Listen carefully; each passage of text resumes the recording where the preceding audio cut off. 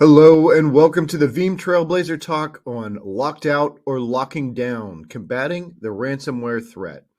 Today's webinar is sponsored by Veeam and produced by Actual Tech Media. My name is Scott Becker. I'm from Actual Tech Media and I'm excited to be your moderator for this Trailblazer Talk. Now, before we get to today's great content, we do have a few housekeeping items that will help you get the most out of this session. First off, we want this to be an informative event for you, so we encourage any questions in the questions box in your webinar control panel. The Q&A panel is also the place to let us know about any technical issues that you might be experiencing. A browser refresh is going to fix most audio, video, or slide advancement issues, but if that doesn't work, just let us know there in the Q&A and we'll provide further technical assistance. Now, in the handout section of your webinar control panel, you'll find that we're offering several resources. I'd especially like to call your attention to a very special item in the handouts today. It's called Veeam Recovered. It's not a white paper or report. It's a new immersive strategy game called Veeam Recovered. It challenges players to protect their virtual assets from cyber attacks. There are 3 exciting levels, and as a player, you have to answer questions correctly as quickly as possible in a race to stay one step ahead of the hackers. So the questions range from Veeam trivia to industry knowledge about data protection and ransomware. And a wrong answer to a question will kick you back to the beginning of the round while you continue racing the clock. So the top 10 finishers on Veeam's leaderboard by September 30th will be awarded a $50 virtual gift certificate. So check out that resource in your handout there. Also in your handouts, you can find Veeam's 2023 Global Report on Ransomware Trends. Great annual report that they do.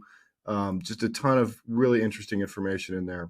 And there's an IDC white paper on why rapid recovery is safer than paying the ransom. So great collection of resources today. I highly encourage you to access those now and share them with your friends and colleagues. Now, at the end of the webinar event today, we will be awarding a $250 Amazon gift card to one lucky registrant. Of course, you must be in attendance during the live event to qualify for the prize. The terms and conditions of today's prize drawing can be found in the handout section. Just scroll to the bottom of the handout section, and you'll find the prize terms and conditions link there. Okay, well, let's get straight into this Veeam Trailblazer talk.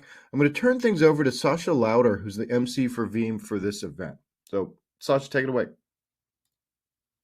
Good day and greetings, everyone. Hope everyone is feeling great, happy, and healthy today. We would like to welcome all of you to the Veeam Live Talk Show on Locked Out or Locking Down, Combating the Ransomware Threat.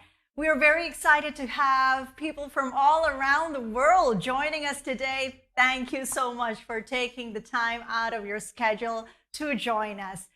So, ladies and gentlemen, all of the attendees today, as we know that technology has evolved, so has the threats.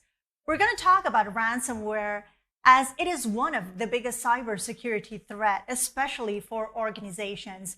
We're going to talk about the challenges, the causes, the aftermath, and what is the best way to lessen the risk to defend ourselves against these threats and how to rapidly respond and recover after an attack. Hopefully, after this event, we will get a better understanding on how to build cyber resilience and get our business to be more prepared to face these threats. We already have our best speakers lined up for today, as we have Robert Pritchard as founder, the cybersecurity expert and cyber capacity unit consultant, and CISO RUSI Associate Fellow. And we also have Raymond Go as Vice President for Systems Engineering, Veeam Asia Pacific and Japan. So, ladies and gentlemen, to start off today's webinar, I would like to invite Mr. Robert Pritchard, founder of the Cybersecurity Expert and Cyber Capacity Unit, as he will take you through the changing cybersecurity landscape. All right, then, so let's say hello to Mr. Pritchard. Over to you, sir. Good morning or good afternoon, everybody, depending on where you are. Apologies for the technical glitch. As you can see from the grey of my beard, I've been around a long time, and I am much more comfortable still at a command line terminal and with Vi text editor than I am with Zoom and PowerPoint. Anyway, so welcome to this session. I am going to talk to you a little bit for 20 minutes or so about my experiences in 23 years of working in cybersecurity, how the landscape and the threats have evolved, and also how I think we can position ourselves to sort of best do business and defend ourselves against modern threats in this modern world. So start just with a little bit about me. You can see in the slide I've got up now that I was a lot younger then, and I briefed a very important visitor to a government facility. I haven't briefed the current monarch, but maybe that'll come along at some point. So I've been around for a long time, 23 years in cybersecurity, and I worked several roles across the UK government. And as was mentioned in the briefing, I've been a CISO, or I'm still a CISO, in fact, consultant, trainer, a SOC manager, an incident responder. So perhaps you could take from that I get bored easily, but also I've got a broad range of experience. I've worked kind of across the spectrum, really. And as I said, I've briefed some important people. Now that picture actually is quite informative for me to think back on, because this was an era when I was working for the UK government. The Queen didn't just come round to my house, and we were talking about critical infrastructure protection. This was probably in 2006. And the threats we talked about then were very different to the threats we've talked about now. Nowhere on my slides there did ransomware feature. I don't think I even had any threats from organized crime. It would have been the worry about nation states, the security of SCADA interfaces, things like that. And a lot of that still exists. Those are still threats that people in government will worry about, and which I'm sure some of you on this webinar will worry about as well. But the approach to security and the sort of range of threat actors and some of the things they try to achieve has changed enormously. So what's really remarkable, I think, when I look back, and in this slide I'll admit to being wrong, which obviously is painful for anybody to do, but looking back, my first role in security was in finance. I worked for UBS Warburg, as it was at the time, investment bank. And the approach we took, which was very typical, was the very walled garden. We focused very much on the perimeter of the network, right? That was our trust boundaries. We had really strict rules about how we interfaced with different third-party providers, depending on the trust level we had with them. But that was the sort of fundamentals of our control. We had network segregation and things like that internally. But really, much like any large organization at that time, the focus was on the boundaries. Now, I worked, some of you may know Paul Wood, who was the Chief Security Officer or Chief Information Security Officer at UBS at the time. And he was part of a working group of similar people who called themselves Project Jericho, with a reference to the walls of Jericho. And they were very focused on something they called at the time deperimeterization, which was this idea of getting rid of the boundaries, of the network boundaries. And this was an era when we were first starting to get things like BlackBerries. I remember the first BlackBerries coming, so that was a new challenge, people having email on their mobile devices. We'd never had that before. And people wanting to work from home, right? They both for flexibility and for resilience. If people couldn't come to the office, if there was an incident, then to be able to continue doing business, it was great to have people being able to work from their home, perhaps even on their own hardware. So this concept of deperimeterization was coming along, and I'll have to admit, right at the time, I couldn't see it having a future. I very much firmly believed that the future was this walled garden. We had the hard shell around your organization, and the interior was soft and squishy, but it didn't matter so much because you were protected. And I will freely admit I was very, very wrong about that. That was not the approach that stood the test of time. But the other thing that has changed, I think, is the spectrum of threats. Now that the little I love you, I think, is from 2000, so just a little bit before I started at UBS. But people who were around in those days will remember these occasional worms that would spring up and sweep unrestricted across the whole world and get all over your corporate network. And you would have several days of exciting times, being very busy, but they generally weren't too destructive. Recovery was possible. They mostly focused on propagation. And also they were relatively novel, relatively unusual. They came around relatively infrequently. And something else I remember from that time, the novel threat that we dealt with, I remember the UBS Domestic, which is a domestic bank in Switzerland, the security teams there doing a presentation on this brand new threat that they had uncovered, which was somebody was emailing customers with a malicious attachment, an executable, very crude.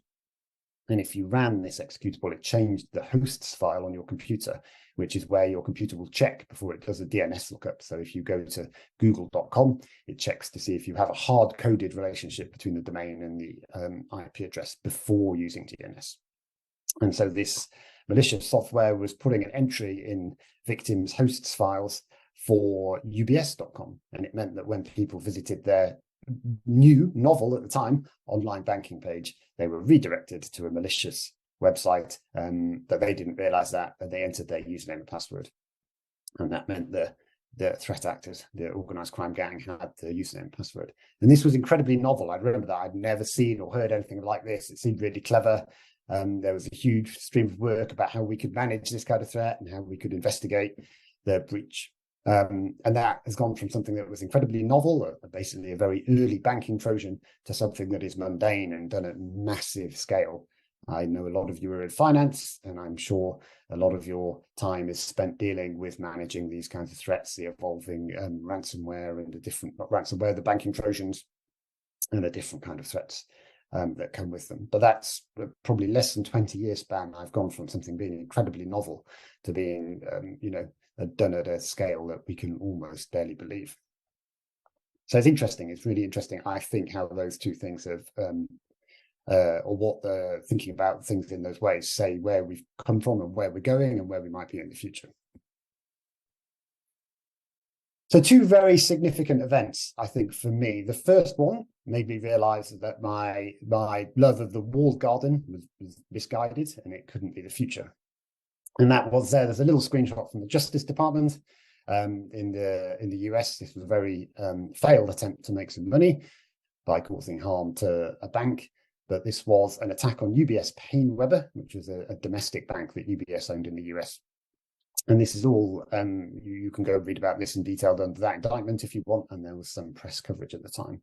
But effectively, a disgruntled sysadmin left a logic bomb. It was very crude. He was a Unix sysadmin. The bank ran on Unix. We had not a typical, we didn't have single sign-on and sophisticated admin controls at the time. So it was very easy for him to use his admin access to get onto every device. And he used cron, which is a built-in scheduling tool, to schedule a crude script, which just erased the hard disk, basically. And he set it to go off a week after it left, and he shorted the shares of the bank in the hope of making some money. But he didn't make any money, and he got arrested and went to prison. So it was a happy ending.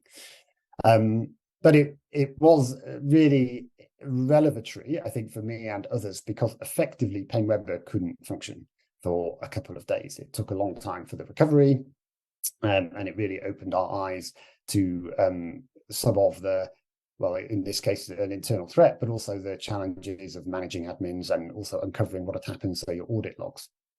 And this kicked off a huge piece of work within UBS to effectively, nothing like what we'd call zero trust, but effectively introduce authentication, which was tied to an individual across every single platform, even across admins. And this was in the days before there were easy solutions.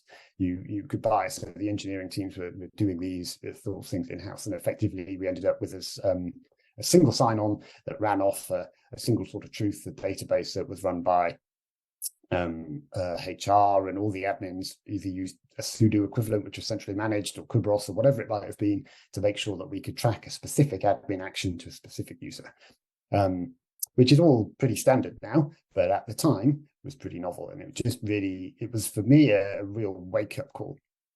And the other thing, of course, from that was recovery. There was a lot of work done after this to work out how we could best recover from a significant incident, because it's not unlike recovering from a ransomware incident. Basically, everything was gone. We didn't know which backups we could trust. And so we set up a huge program to work out, to build that recovery. How long would it effectively take in the worst case scenario to build the bank? Rebuild the bank? What would we do? And again, that's kind of not quite mundane planning, definitely your worst case planning for these days, but ransomware makes that a likely situation for lots of people. And indeed, there'll be people on this call, I'm sure, who have been in those scenarios. And if you think back to something like menace, the incident with NotPetya, which spread across all of their network and basically almost destroyed the company, that's what they did. They had to rebuild from scratch. So that for me was really pivotal. It was a real turning point. And then the other incident which you might remember, which was from 2008, which I think probably has had ramifications well beyond the actual impact of the thing at the time, and also I think possibly suffered a bit from overhype, but still was really impactful, was when Estonia, who relatively newly free of the Soviet Union, probably 18 years at that point, had really moved quickly to offer services online. That was their big thing at the time, and still is, right? They're known for being extremely online country. And they pushed lots and lots of services online in a way that no other country had done at the time. And then one day when there was some controversy around taking down some old Soviet war memorials, and they were subject to very large, for the time, by the standards of the denial of service attacks we see today, probably pretty minor, but they were subject to very large denial of service attacks. And the services went offline, and because they had built their government around these things being available, it really had a significant impact. People couldn't access banking services, they couldn't access government services. And it was impactful for a number of ways. Number one was because at the time I was working for government, looking at protecting critical infrastructure. And this actually came to our attention. We got a little briefing of this, me and some other technical colleagues, on a Friday. We didn't think too much of it. And then it was front page, very unusual at the time for a cyber incident, front page of the Times the next morning. And of course, that set politicians running, because it was a time when the government in the UK, was pushing services online. So it really highlighted two things again for me, is firstly, that being much more aware of what might hit the headlines and preparing your media lines. And even if you don't think the thing's too important, that was very significant to the rest of my time in government. But also this concept of availability. It made the services we were pushing online suddenly seem that much more vulnerable. I think certainly for me in security, and certainly in government, it's very easy to focus on the confidentiality aspect of the CIA triad. And so this really highlighted to us that if we were going to push services online, we needed to make sure that we either had backups for fallback on physical in the worst case, or we had to build in, availability. And again, this was 2008, so it was before you could go to Cloudflare. I think possibly Akamai existed at the time. I can't remember now. But still, it was a significant. These two things, one was 2002 and one for 2008. I think were really taught me a lot. I learned a lot from both, and the fallout of dealing with them, but also I think really shaped my thinking about the sort of security landscape. And I think probably also had much broader impact than that, even if we don't perhaps acknowledge them. I think we're probably still sort of using these incidents to shape our behaviors and what we do. So the state of the world today, as we all know, is very different. These were some slides. These were some images I threw together when I was making these slides. They're a few weeks ago now, but they are Google News results. They were something BBC News, an ambulance service in South England, and then another something from Caesar in the US.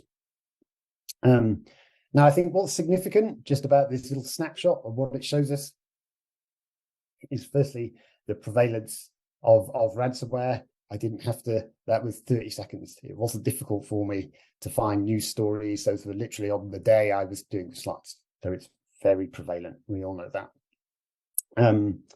But the other thing, I think two other things that we could take away from this that are quite significant is firstly, is the impact on the availability of critical services. In the early days of ransomware, I think perhaps that was a little bit less apparent. It's become so prevalent now. the idea of somebody in the UK dialing 999, which is the emergency number, and not being able to get an ambulance because of ransomware, which is exactly what happened, is kind of scary. And yeah, it's the mundane reality which we live in. So I think that the sort of impact of it's gone beyond even the abstract, even the absence of an online banking portal, whilst pretty important, is still kind of abstract, right? You could probably go to a branch if you really have to. Whereas not being able to get an ambulance, you can't postpone your heart attack until tomorrow. It's super significant. It's very, very impactful. So it's not just the loss of sensitive data. It's not just the loss of money. It's genuinely impactful to everyday life and potentially a threat to life. So I think that really, again, is highlights how this threat has evolved and changed. And the ransomware crews seem to make no bones at all about going after this kind of critical service. But the other thing, essentially, my smaller image is the warning from Caesar about the Move It vulnerability. This is lots of organizations were compromised and had data stolen, and then were held to ransom over it. Not because of anything they did, right? It wasn't a compromise of their network, in quotes, because maybe they don't have an actual network these days, but it's supply chain. It's a supply chain risk. And again, I think it's highlighted that. It's highlighted the concerns that we all have about that supply chain. It's not just an abstract thing. We all use cloud platforms. We all use SaaS, PaaS, whatever it might be. And any of those could be subject to ransomware. And if they're storing our data, we run the dual risk of losing that data and the platform being unavailable, which impacts our service. So just a little side note, really, I'm keeping half an eye on the clock. I don't want to take up too much of your time and steal from my co-hosts and co-presenters. But I do definitely believe in being prepared for the worst. I'm a big believer of that, and I am, because I did a lot of work on the Olympic Games from the government side, a lot of preparation, a lot of incident response. And so there's a line there from Mr. Oliver Hoare, who is now a business partner of mine, that he was responsible for cybersecurity in the run-up to the Olympic Games, of the delivery side. And he said he got a call from GCHQ at 4:45 in the morning on the day of the opening ceremony. And he doesn't name drop me, but I made that phone call to him. So I got a call quite a lot earlier. And I remember a colleague of mine at the other end of the phone saying, "You're going to have to come in. You won't believe this. It's like something we did in one of our tests." And I cycled across Cheltenham in the dark, very sleepy, got into the donut, which, if you know it, if you're British, you'll be aware probably of the GCHQ, the big round building in Cheltenham. You can Google it, otherwise it's very big. And it was very echoey and empty and dark. And there was a little island of light, which is the 24-hour operations, which is where I headed over. And then I got on to a call and I got my briefing. And my boss, who was down in London, said, "We need to call this a critical incident, Rob. You need to kick off the incident process." And I was like, "Okay." And I walked out of the room and I'd signed off on that critical incident process. It would be my responsibility and my team's responsibility. So my responsibility effectively to test and deliver it. And I walked over and I unlocked the complicated lock on my government locker, and I got out the big folder, because we'd done it in paper as well as online, because we didn't want to rely on systems being available. I dropped it on the desk, I opened it, I went to the top of page number 1, and I started working through the process. And I knew somebody who'd worked for me who'd been through that and phoned every single number in there just up to the week before the games. And she knew that every single number was right and it went to the right place. And we had tested and tested. We ran endless exercises. And I won't deny that as I sat there in the dark that morning with my heart in my mouth, that I was very nervous, but it worked. The process worked. We dealt with it. The ceremony went ahead. And I was in the office, I think, for 18 hours or something that day. And when I finally got home that night, I was very relieved, but it worked. And so I definitely, I'm very much a believer in planning for the worst and testing your plans.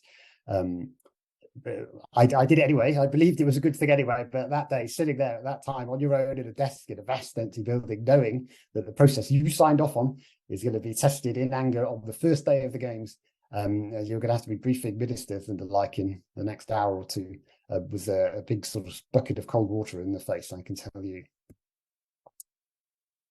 So building a better tomorrow. Just to finish with a couple of thoughts on how we could do that. I'm a big fan of the NIST framework. I know it's been updated recently, and I had to admit I haven't had a chance to read the latest version. I very much hope they haven't got rid of the 5 categories we have here: identify, protect, detect, respond, and recover. Because I think conceptually they are really useful ways of thinking about security, and I also think they lend themselves very well to the sort of future and the sort of zero trust, for want of a better word. This kind of concept that we authenticate everywhere, that nothing is untrusted. You always proving who you are when you're accessing a service. So whatever label you want to put on that. I think, you know, it's gone from my old days where it was the sort of perimeter that mattered. In some ways, it didn't matter too much where particularly, or where sensitive data was stored within that. It didn't matter, but really you trusted the exterior, right? That was the concept of the walled garden. Whereas now, I think with the zero trust and with the adoption of SaaS, PaaS, and other platforms, your sensitive data can live in lots of different places. So that identify piece has become really important. So I really think it's key. That's one of the first things I do when I work with a new client is identify, right? Do you know what data you have and where it's stored? Which platforms are you using for what? And I'm sure you all know the problems you have with shadow IT and things like that, where you could just proliferate very quickly into different service providers. So I think that that has become more important. And as we've just talked about, the supply chain risk means once you've identified those service providers, you can then start to think about how you protect them, right? How do I protect the data I have in G Suite? How do I protect the data I have in AWS? Do these service providers give me the uptime and guarantees I need? Are they compliant with GDPR or whatever other legislation it might be? So are they suitable for the data they're holding? And then, you know, you've got the respond and recover pieces as well, which I've already talked to a little bit in terms of my sort of emergency planning thoughts. But I think thinking about those things in terms of your very distributed, potentially modern environment is really important. And then, of course, you can take all these categories and apply them to your service providers. What do they do to protect your data? Can you detect? I think there's to go slightly on a tangent. I think the security monitoring challenge across cloud computing environments is very different from the old days where you could chuck in a network IDS. It's the way you get security events out of G Suite or Microsoft or AWS and how you understand them as well is quite a big challenge. But it all feeds then into that respond and recover piece, which is, as I said, I mean, I think it's vital. Whatever it looks like, you should definitely have an instant response process. It doesn't have to necessarily be complicated, but make sure it's functional and people can use it. And then finally, just some thoughts from me really on what a sort of future, or where I would put my focus when I work with a client, and how I think we can build slightly more secure environments. So something I focus on these days, which I found quite useful in my thinking, is how to ave systemic failures. You're going to have failures and you can't control that, right? Move it. You could have done all the due diligence in the world, probably wouldn't have made a difference, and your data would be compromised. So you're going to have to prepare. That comes down to your response.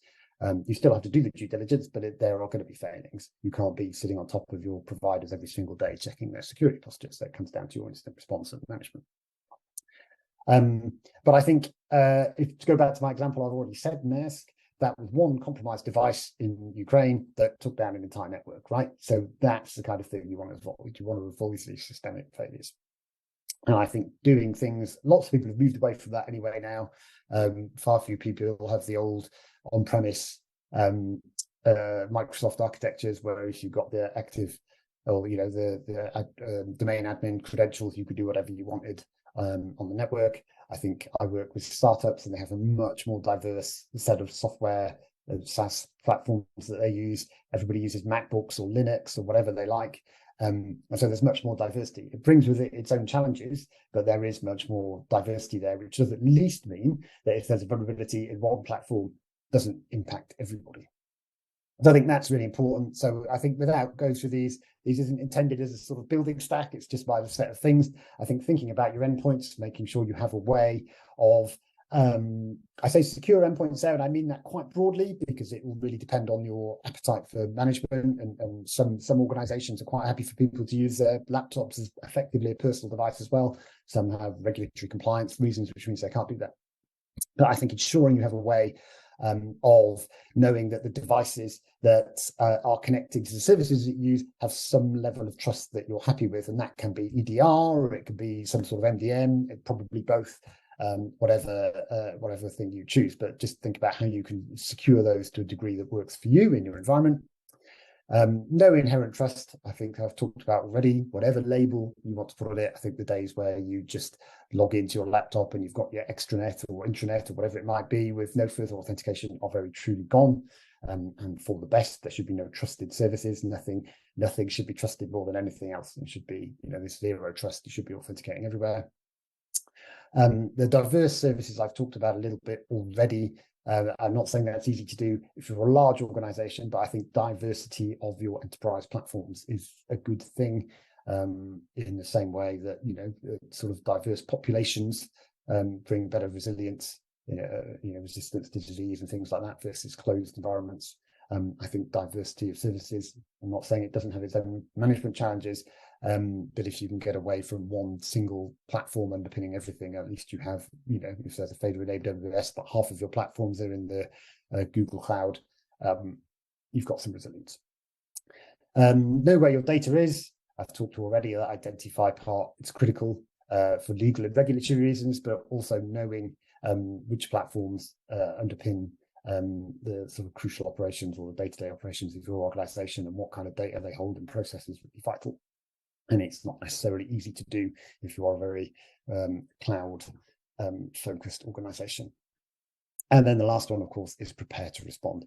Things will go wrong. Hopefully not terribly wrong, often anyway, but they will go wrong. And so having that instant response and a roadmap to recovery, which is tested, is really, really important.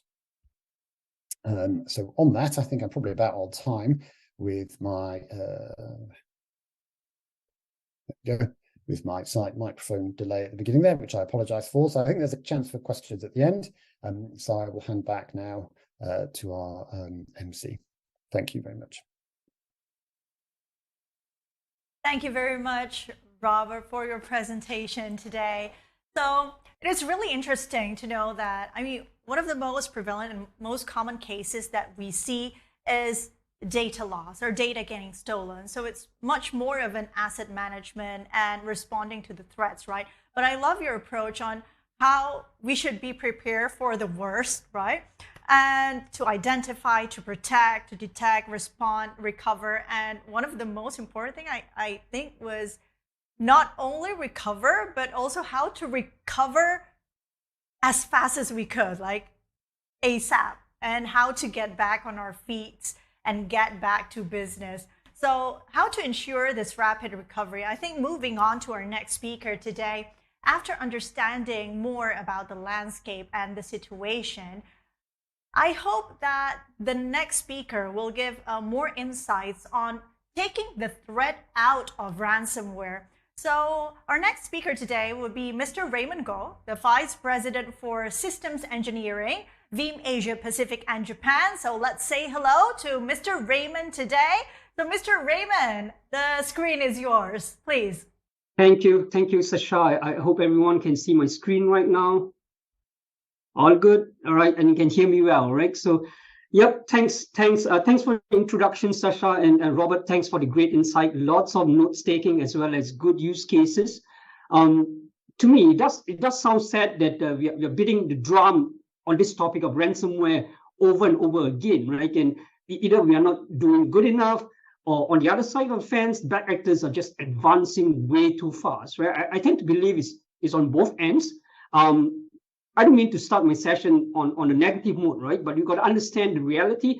But then again, it's not all gloomy. As long as we stick conscientiously with the right practice, as what Robert has mentioned earlier on, following a framework that you can adhere to, or the three main foundational practice, right? You educate, which is what we're trying to do over here, over and over again. Keep educating our users, keep educating the audience out there.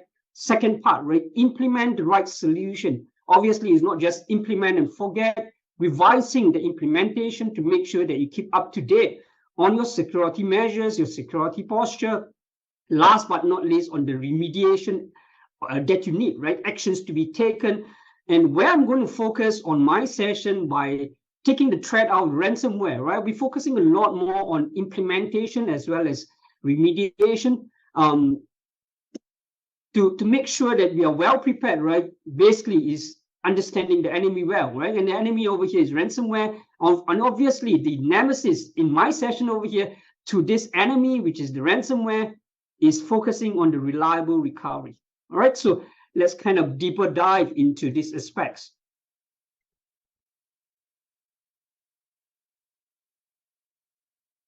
To start off with, statistics that I like to show, this is done and collected from our latest data protection report.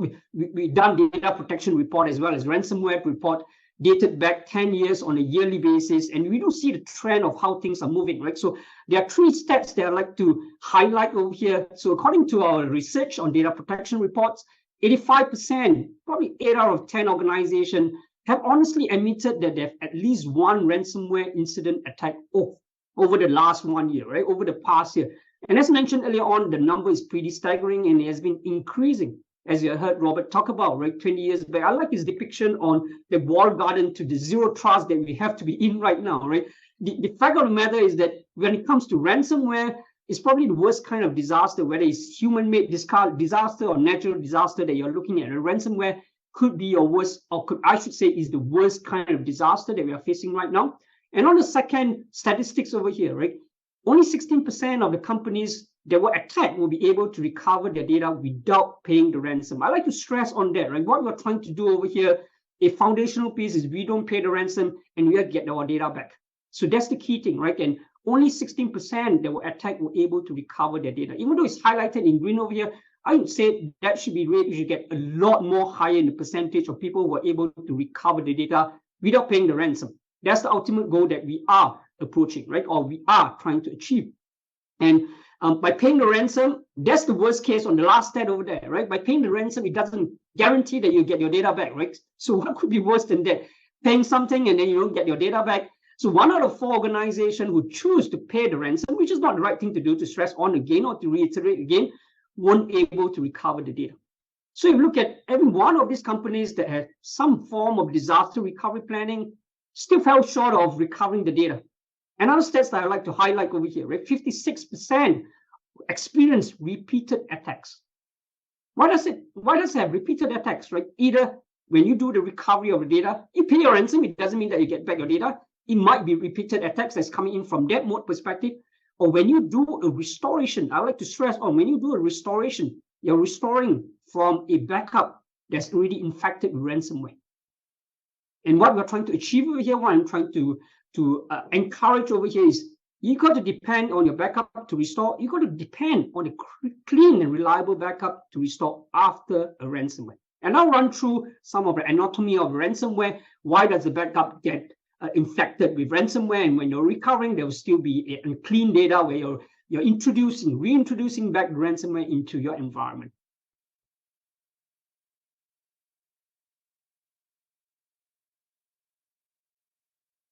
So we spoke a lot about recovery, right? So the key part about how ransomware or the bad actors work today is going into your urgency to get your business back online, right? To get your business back operationally, right? So recovery of ransomware, we got to say, is not an easy task. It's not easy. In the fact that from our ransomware trend, the report shows an average of it takes 3 weeks to recover the data. 3 weeks is a long time after a ransomware attack. Or some organization, right, will be even longer. Just imagine that, right? Your organization, your critical data, as mentioned earlier on, you will not be able to access for weeks. I mean, days will be bad enough, and you're talking about weeks, right?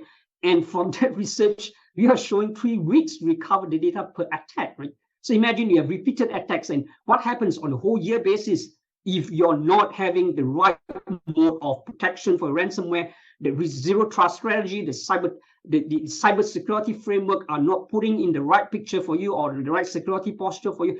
That's something that we have to take it down from perspective of we have to reduce the recovery of every single attack that's coming in when it comes to a ransomware attack, right? So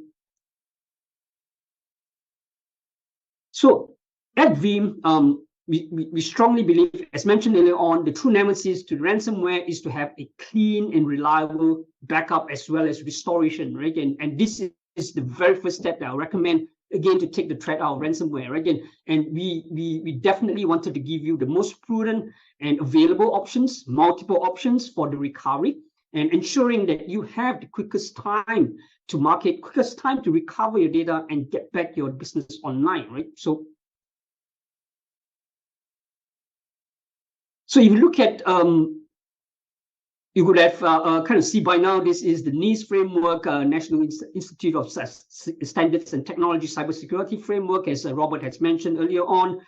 This is one of the most popular framework that I see a lot of organizations are following. And obviously, you can have your own framework, but if you do not know where to start off, this will be a good framework to start with, right? And we do know that cyber resiliency requires lots of planning. Zero trust, as mentioned earlier on, is zero trust strategy is not driven by technology, and there's no silver bullet. We got to admit that, right? There's no silver bullet. So a holistic approach across all your business has to be taken into consideration. Organization with the most effective cyber recovery using a one team approach, right from your IT, your data center folks, to the security folks, or even the stakeholders, your executive, right, need to have that one team approach when it comes to the planning, to the deployment, to the execution, to the protection. So a couple of questions that you have seen over there, right, that Veeam maps the data protection, the recovery of protection with each stages of your NIST framework, right? So we are helping with all aspects of this cybersecurity framework. You will follow on NIST side, and it will brings or it integrates the data protection piece, which is a crucial piece, your last line of defense, into your NIST framework. So a couple of kind of questions to relate over there, right? What data can you afford to lose? In actual fact, I would say I can't even afford to lose a single bit of data, right? So I want to keep my data up to date. I want to be able to recover all my data, right? To the point of right in the middle over there, can you detect the data loss and corruption at a timely manner, as well as going back, right? Are you able to restore the data fast when a corruption occurs, or even from a proactive standpoint, right? Constantly tracking, would there be signs of anomalies that you should do a recovery in a more well-prepared manner? And that testing and is the testing current, is what Robert has mentioned, right? We are always being tested by threats out there, and the best way to get back on the threat, right, is to be prepared. And to be prepared is how we are doing the disaster recovery planning. That should include cyber resiliency. So let's take a look at how that can be done. So firstly, we definitely do not want you to we want to avoid negotiating with the criminals, and then put the focus back on recovering your data, recovering your business fast, right? So the best line of defense, as we spoke about, and here's how we do it. Basically, the very first step, it requires a powerful yet simple strategy to move across, right? Which makes up of data portability, industry standards, and no black box infrastructure. You know what your data is, you know where your data is, but your data is flexible to be moved around.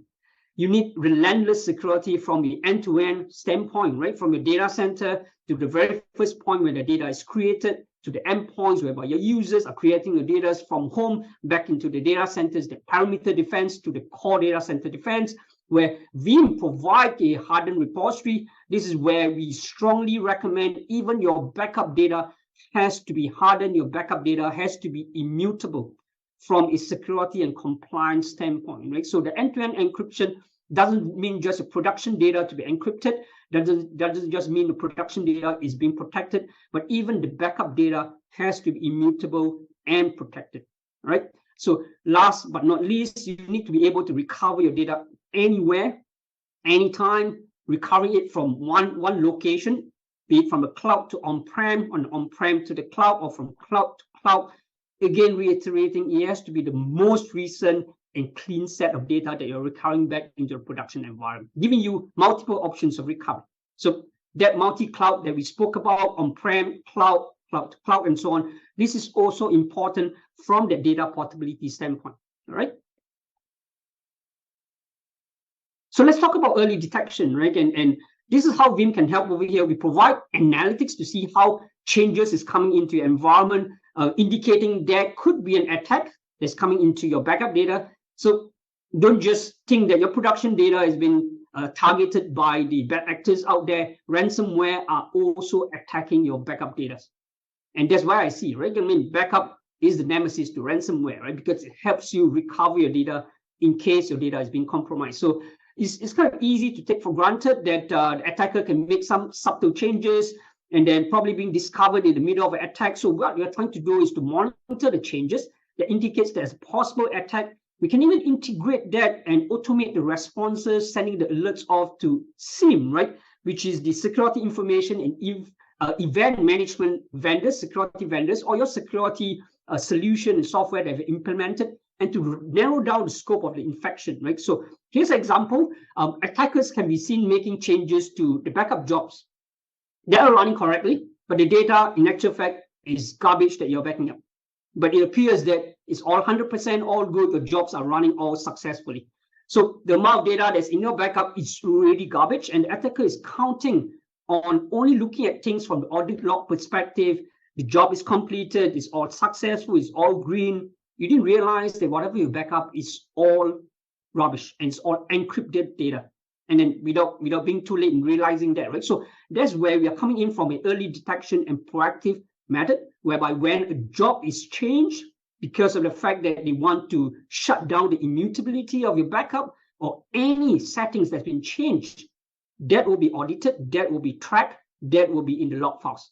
All right, and security teams sending an alert to your SIEM console, it will allow you to proactively understand there's something that's coming in which is not on a normal day of an operation.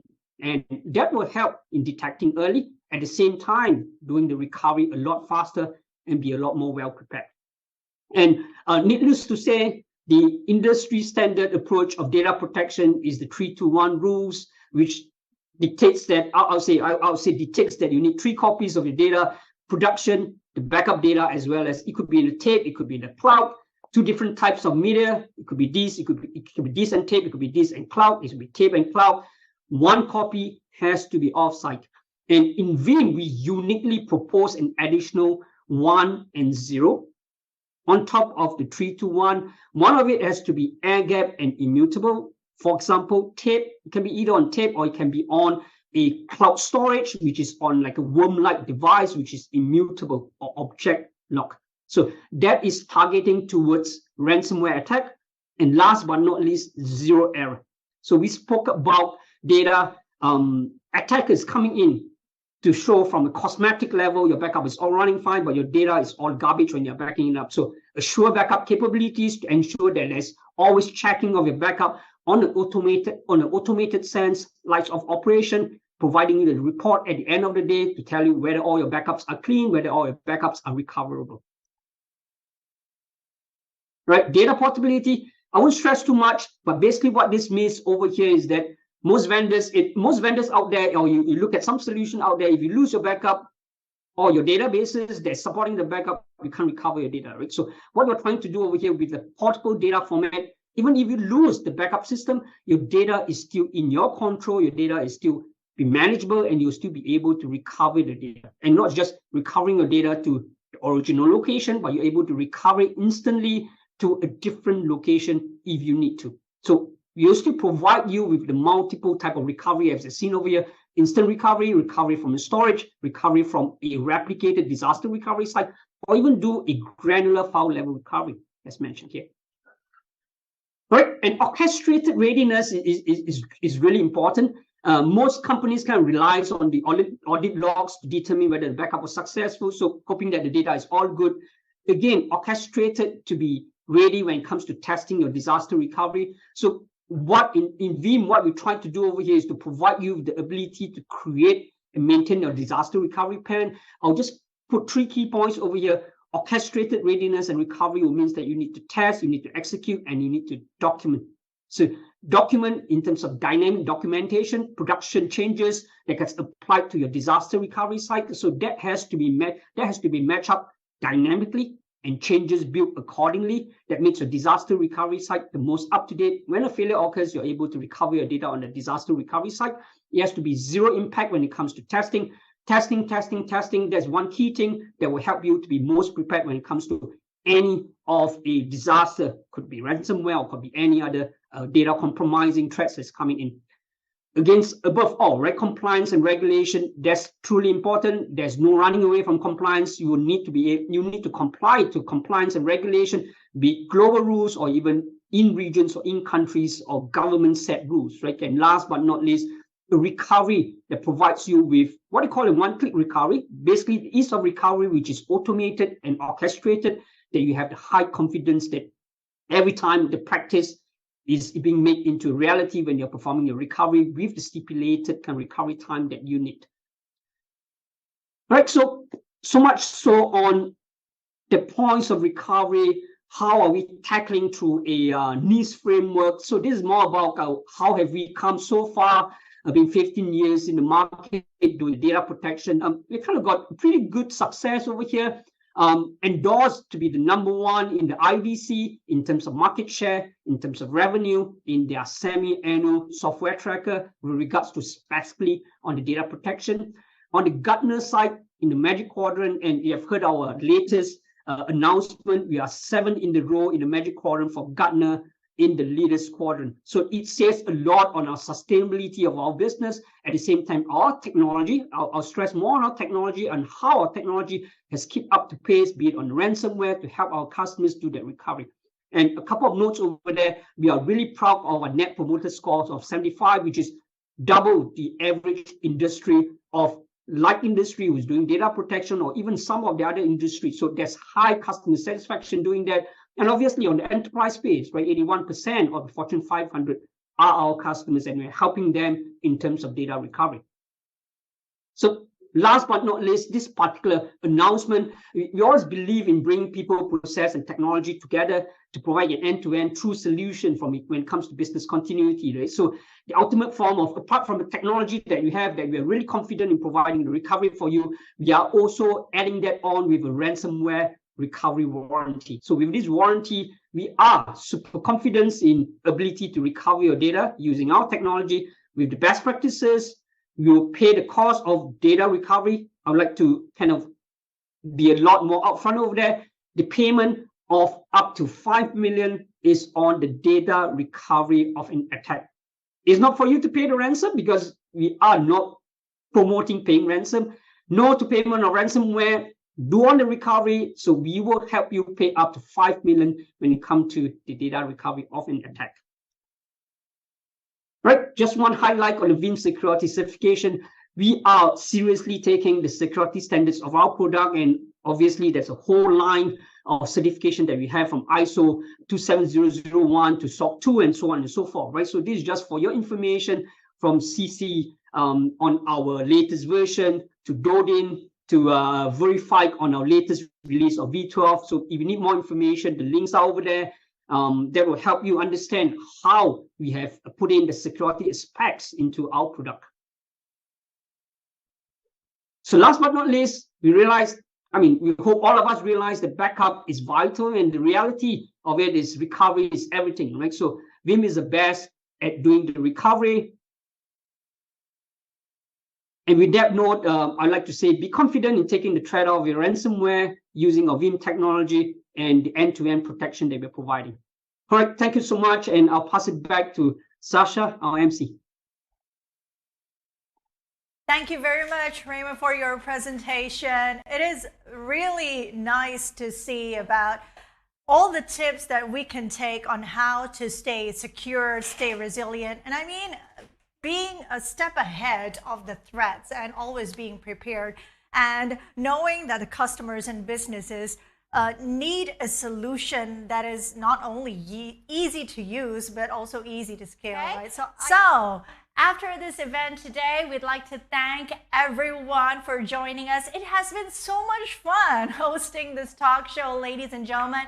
I would like to say another huge thanks to our speakers today, Robert, Raymond. Thank you so much for sharing such valuable insights for us today, and hopefully we can move on with better understanding on how to be more prepared and secured and cyber resilient, right? And thank you to everyone who have taken the time, asked questions, and joining us today. I hope everybody had some fun. Please do stay happy and healthy, and we do hope to see you in our other events. So with that, I'm Sasha Lauder, together with all of the Veeam team today. We hope to see you again very soon. Thank you, and stay safe.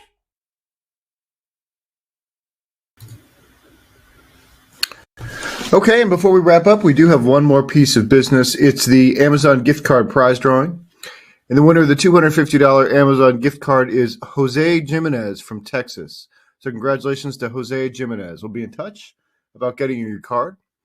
And with that, on behalf of the actual Tech Media team, I want to thank Veeam for making this Trailblazer Talk possible. Thanks, as always, for attending. That concludes today's event. Have a great rest of your day, and good luck playing Veeam Recovered. Take care.